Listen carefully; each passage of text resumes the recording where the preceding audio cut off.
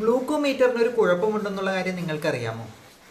ഇപ്പോൾ ഒരു 40-45 വയസ്സ് കഴിഞ്ഞ ഭൂരിപക്ഷം ആൾക്കാർക്കും ഷുഗർ രോഗം കാണുന്നുണ്ട്.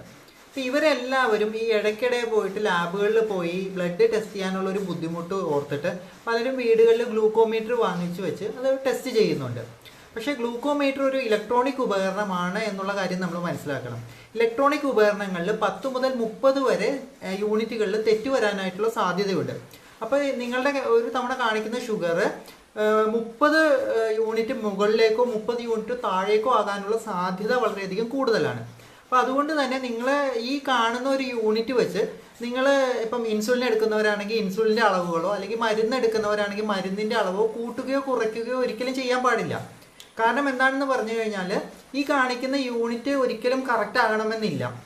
അപ്പം നിങ്ങൾക്ക് ഈ ഇൻസുലിൻ്റെ അല്ലെങ്കിൽ ഇൻസുലിൻ്റെ അളവ് അല്ല എന്നുണ്ടെങ്കിൽ നിങ്ങളുടെ ഷുഗറിൻ്റെ അളവ് കറക്റ്റായിട്ട് അറിയണമെന്നുണ്ടെങ്കിൽ നിങ്ങൾ ബ്ലഡ് ചെക്ക് ചെയ്ത് തന്നെ, അതായത് ഒരു ലാബിൽ പോയി ചെക്ക് ചെയ്ത് അതിൻ്റെ അളവിൽ നിന്ന് മാത്രമേ നിങ്ങൾ അത്തരം കാര്യങ്ങൾ തീരുമാനിക്കാൻ പാടുള്ളൂ. അപ്പോൾ എന്താണ് ഈ ഗ്ലൂക്കോമീറ്ററിൻ്റെ ഉപയോഗം എന്ന് പലർക്കും സംശയമുണ്ടാകാം. ഗ്ലൂക്കോമീറ്റർ നമ്മൾ ടെസ്റ്റ് ചെയ്യുമ്പോൾ ഗ്ലൂക്കോമീറ്റർ ടെസ്റ്റ് ചെയ്യുക, നമ്മൾ ഒരു 5 ദിവസമെങ്കിലും അടുപ്പിച്ച് ടെസ്റ്റ് ചെയ്ത ശേഷം അതിൻ്റെ ഒരു ആവറേജ് എടുത്തു കഴിഞ്ഞാൽ നമ്മൾക്ക് ഏകദേശം നമ്മുടെ ഒരു ഷുഗറിൻ്റെ നിലവാരം അറിയാം എന്ന് മാത്രമേ ഉള്ളൂ.